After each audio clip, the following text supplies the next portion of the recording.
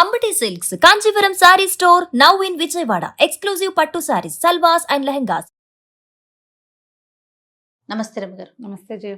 రమగారు, ఇంటిని ఎప్పటికప్పుడు శుభ్రంగా క్లీన్గా ఉంచుకోవాలని ఉంచుకుంటాం కూడా.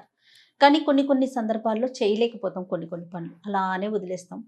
కొంతమంది బద్దకించి మరీ వదిలేస్తూ ఉంటారు. మొత్తం క్లీన్గా సర్దుకున్నాం అనుకోండి, ఇప్పుడు షింక్లో గిన్నెలు అయి ఉంటాయి, తీసి బయట పెట్టేసామంటే కిచెన్ అంతా భలే ప్రశాంతంగా కనిపిస్తుంది. అప్పుడు ఒక పని చేయడానికి ఉత్సాహం అనిపిస్తుందండి. లేవగానే పక్క దుప్పట్లు కానీ బెడ్షీట్స్ కానీ మడత పెట్టరు, చాలామంది ఫోల్డ్ చేయరు, అట్లానే వదిలేస్తారు. ఇల్లు చేసుకుంటారు, తుడి చేసుకుంటారు, మిగతా అన్నీ అయిపోతాయి. కానీ ఎంత చేసినా ఆ రూమ్లోకి వెళ్తే కంఫర్ట్గా అనిపించదు. అలానే బట్టలు కూడానండి నలిగిపోయి ముడతలు వచ్చేసి, ఉతికిన బట్టలు ఎప్పటికప్పుడు తీగ మీద నుంచి తీసి వెంటనే ఫోల్డ్ చేసుకుంటే నీట్గా ఉంటుంది. మనం ఈ కుర్చీల మీద వేసి ఆ బెడ్ల మీద వేస్తే ముడతలు అయిపోతే అసలు ఉతికిన ఫీలే రాదు. అవును కదా రామగారు. మనం ఇవన్నీ బద్ధకము, పని చేయలేకపోవటము, సమయం చాలకపోవటము, మనకు మళ్ళీ రోజు బయటకు వచ్చేసేయటము, మనం తప్పిస్తే ఆ పని చేసేవాడు ఇంట్లో ఇంకొకడు లేకపోవటము, ఇలాంటివి కొన్ని ప్రాబ్లమ్స్ ఉంటాయి. అవును. కాకపోతే ఏంటంటే శుభ్రంగా ఉన్నవి అని అర్థం. ముడతలు నలిగిపోయినవి అలాంటివే కాదు అని. ఇస్త్రీ బట్టలు అని నియమం లేదు అందులో. అవును. బట్టలు ఉతికితే బాగా ఉతికాం శుభ్రంగా, దాన్ని గట్టిగా పిండాలి, తడంతా పోయేదాకా దాన్ని బాగా గట్టిగా దులిపి ఆరేయాలి. అప్పుడు ముడతలు అవి ఆ తడితో చక్కగా కిందకు వచ్చేస్తాయి. అసలు బట్టలు దులిపారేయరు చేయ ఇప్పుడు. అవును. ఇందులో నుంచి తీసి ఇలాగే వేసేస్తే మీద పడేయటమే. పడేస్తే అది అట్టముక్కలాగా అవుతుంది, శుభ్రంగా ఉండదు. దాని మీద ఉన్న ముడత గీత పోవు. మీరు పిండి బాగా దులిపి ఆరేసి చూడండి, కరకరలాడుతూ ఎంత బాగుంటాయో అవి. లేకపోతే చకమకల్లాగా ఉంటాయి. చీరలు కూడా అంతే, ఏం బాగుండవు. నిలువు మడతలు పెడతారు, అడ్డమడత ఇలా కుర్చీ పెట్టకుండా ఇట్లా పొడుగ్గా తీస్తారు. ఆ పొడుగ్గా తీసిన చీర అస్సలు బాగోదు. అడ్డగా కుర్చీయే పెట్టుకోవాలి, అంతే పద్ధతి. అయితే ఇది జనరల్గా ఏంటంటే చాలా మందికి ఎప్పుడు ఒక డౌట్ వస్తూ ఉంటుంది, బట్టలు నలిగిపోతే ఏమవుతుంది, చూడ్డానికి బాగోదు అంతేగా అని. మనం వేసుకున్న బట్టలు లేదా మనం పడుకునే పక్కలు, ఇవి మన తాలూకు మనసుని క్యారీ చేస్తాయి. మనతో పాటే కదా మన మనసు ఉండేది జయ. ఎప్పటికీ బట్టలు వేసుకున్నాం, ఓ చీర కట్టుకున్నాం, ఓ డ్రెస్ వేసుకున్నాం అనుకో, మనం వేసుకుంటాం, మన శరీరం మీద ఉంటుంది, చూసేందుకు జనానికి మనం కనపడతాం. ఇప్పుడు ఈ బట్టలు దేన్ని క్యారీ చేస్తున్నాయి? మనని, మన మనసు, మన బ్రెయిన్, మన తాలూకు మూడ్స్ అన్నిటినీ కూడా, మన వ్యక్తిత్వాన్ని, మనని పూర్తిగా వ్యక్తిత్వంతో సహా మనని బట్టలే క్యారీ చేస్తాయి. అవును. ఇప్పుడు మన బట్టలు ఒంటి వంగి మనం చూసుకోం కదా, ఎదుటి వాళ్ళు చూసుకుంటాం కదా అనిపిస్తుంది. ఎదుటి వాళ్ళు కదా చూసేది, మనం చూసుకోము. కానీ మనకు తెలుసు కదా మనం మురికిగా ఉన్న బట్టలు వేసుకుని ఉన్నామని, నలిగిపోయిన గుడ్డలు వేసుకుని ఉన్నామని.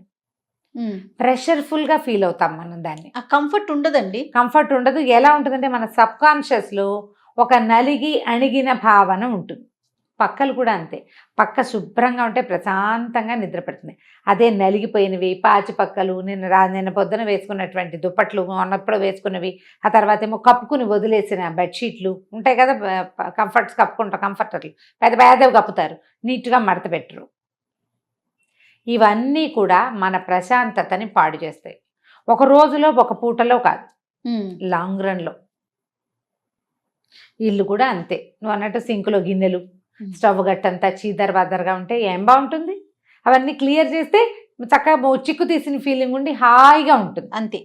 ఈ హాయి మనకి ఒక్క గ్లాన్స్లో ఒక్కసారి తగులుతుంది బ్రెయిన్కి, అంతే. వంటింట్లోకి వెళ్ళి రాత్రి అంతా శుభ్రం చేసుకున్నాం, ఆ నైటీ తడిచిపోయింది, బట్టలు విప్పారేసి చక్క మంచి నైటీ వేసుకుని హాయిగా పక్క మీద పడుకున్నాం. పొద్దున్న లేచి బ్రష్ చేసుకుని వంటింట్లోకి రాగానే వంటిల్లు తెరిపిగా ఉంటే ఒక చిక్కు తీసిన భావన మనకి 1 సెకండ్ వస్తుంది జయ. ఆ 1 సెకండ్ బ్రెయిన్ ఎంత బాగా యాక్టివ్ అయిపోతుందంటే ఆ రోజు పనంతా బాగా చేయగలుగుతాం. ఎంతసేపు మా ఇల్లు ఎంత బాగుందో, మా ఇల్లు ఎంత నీట్గా ఉందో అని అనుకోం మనం, అలా అనిపించదు. ఒక్క క్షణపు ప్రశాంతత మన మిగిలిన అన్ని పనుల మీద ప్రతిబింబిస్తుంది. సోఫాలు నీట్గా ఉండటం, పేపర్లు పేపరాయి దెబ్బరాయి కాకుండా ఒకదాని మీద వేసి చక్కగా నీట్గా పెట్టడం, బల్లలన్నీ దుమ్ములు లేకుండా ఉండటం, డైనింగ్ టేబుల్ తుడిచి ఉండటం, టేబుల్ మీద గ్లాసులు, స్పూన్లు అవి ఇవి అలా పెట్టేయకుండా ప్రాపర్గా పెట్టుకోవటం. చాలా సామాన్లు పెట్టుకుంటాం డైనింగ్ టేబుల్ మీద, ఆ పెట్టినవన్నీ ఒక ఏమన్నా ఆర్డర్లీగా పెట్టుకోవటం, ఆర్డర్లో పెట్టడం. ఎక్కడ ఉండవలసిన వస్తువు అక్కడ ఉండటం. దానివల్ల ఏమవుతుందంటే బుద్ధికి ప్రశాంతత వస్తుంది. తద్వారా ఇంట్లో ప్రశాంతత వస్తుంది. మనం చిరాకు పడుతూ చర్చలాడుతూ విసుక్కుంటూ తిట్టిపోస్తూ అలా ఉన్నాం, నలిగిపోయినట్టుగా ఉండం, మనం ఫ్రెష్గా ఉంటాం. ఈ ఫ్రెష్నెస్ని సాధించాలంటే ఒళ్ళొచ్చి పనిచేయాలి, అంతే. దానికి అదే మార్గం. ఎవరు చేస్తారు? లేకపోతే ఇప్పుడు ఏం చేయొచ్చు అంటే మనం భర్తని పిల్లల్ని భాగస్వాముల్ని చేయండి. ఎవరి బట్టలు వాళ్ళకి మడత పెట్టి మీ బట్టలు మీరు సర్దుకోవటం అలవాటు చేయండి. ఎంత బాగుంది, సూపర్. పిల్లలకి అలవర్చండి. లాగులు వేరేగా పెట్టుకోవటం, చిన్న చెడ్డీలు ఉంటే అవి వేరేగా పెట్టుకోవడం, షర్ట్లు వేరేగా పెట్టుకోవటం. ఆడపిల్లలకైతే గౌన్లు వేరు, ఫ్రాకులు వేరు. ఈ పెద్ద పెద్ద ఫ్రాకులు ఇప్పుడు ఇంతంత వేసుకుంటున్నారు కదా, పెద్దవి, వాటిని మడత పెట్టి వాటి బ్యాగుల్లో పెట్టి చక్కగా బ్యాగ్స్తో పాటు పెట్టుకోవటం. అది కూడా నేను ఒకళ్ళ ఇంట్లో చూశాను. ఈ కొనుక్కొచ్చినప్పుడు ఒక బ్యాగ్లో వాళ్ళు పెట్టిస్తారు కదా షాప్ వాళ్ళు, ఆ బ్యాగ్స్ పడేసుకోలేదు వాళ్ళు. ఈ ప్లాన్ బాగుంది చూడండి. ఇప్పుడు మనం ఏం చేస్తాం, ర్యాకులో ఆల్రెడీ బట్టలు ఉంటాయా, ఇంత పెద్ద గౌన్లు అందులో ఇరికించడానికి ప్లేస్ ఉండదు. వాళ్ళు ఇచ్చే బ్యాగ్ కరెక్ట్గా సరిపోతుంది. ఆ మడత ప్రకారం మడిచి నీట్గా రోల్ చేసి అందులో పెడితే ఆ బ్యాగ్ని అల్మార్లు పై అరలు కొన్ని ఒకటి ఖాళీగా ఉంచుకున్నాం అనుకోండి, ఈ 5-6 బ్యాగులు పిల్లలందరి దగ్గర ఈ పెద్ద పెద్ద గౌన్లు ఉంటున్నాయి. అవును, సూట్లు కొంటాం, పిల్లలకి బ్లేజర్లు కొంటారు, వాటికి కూడా ఒక ప్యాక్స్ వస్తాయి, ఆ ప్యాకుల్లో పెట్టేసుకోవటం. బ్లౌజులు వేరేగా చిన్న చిన్న బాక్స్లు ఏర్పరిచి బ్లౌజులు చక్కగా అరేంజ్ చేసుకోవటం. బట్టలు అరేంజ్ చేసుకునేందుకు కూడా ఎన్ని వీడియోలు ఉన్నాయి జయ, అసలు ఎలా మడత పెట్టాలి, ఎలా అరేంజ్ చేసుకోవాలి. లోకల్ వీడియోలు చూడకండి, ఫారిన్ వీడియోలు చూడండి, చాలా బాగా యూజ్ అవుతాయి. వాళ్ళ ప్లాన్ చాలా బాగుంటుంది, నీట్గా రోల్ చేయటం. మా అబ్బాయి ఎప్పుడు ట్రిప్స్ వెళ్తాడు కదా, వాడు మొత్తం బట్టలన్నీ రోల్స్గానే ఉంటాయి జయ. టీషర్ట్లన్నీ రోల్సే, లాగులన్నీ రోల్సే, టవల్స్ ఆ రోల్స్ అన్నీ పేర్చేస్తారు. ఊర్లు తీసుకెళ్ళేవి ప్రయాణానికి స్పేస్ కలిసి వస్తుంది. ఏం నలిగిపోవంటాడు, నలిగిపోతాయి ఇస్త్రీ బడతలు పోతాయి అంటాను నేను, ఏం నలగవు ఇలాగే బాగుంటాయి అంటాడు. వచ్చేటప్పుడు కూడా అలాగే అన్ని చుట్టాలు పెట్టుకొస్తాడు, చుట్లన్నీ విప్పుకుని మెషిన్లో వేసుకోవాలి మేము. నా కూతురు ఇప్పుడు ఇంట్లో తనే సర్దుకుంటుంది రమ్మగారు, అంతా యూట్యూబ్ మహిమ. ప్రతి ఫ్రాక్ అయినా టీ షర్ట్ అయినా ఇలా ఇంతే రమ్మగారు, ఇవే ఫోల్డింగ్స్. నేనేమో చక్కగా నేను కానీ అమ్మ కానీ చక్కగా బిల్ల మడతలు వేసి పెడతాం, మొత్తం ఓపెన్ చేసి రోల్ చుట్టేసుకుంటుంది. ఇలాగే పెట్టుకోవాలి మమ్మ, చుట్టుకుని ఇట్లా ఇట్లా ఇట్లా నుంచో పెడుతున్నారు. అంతే రమ్మగారు.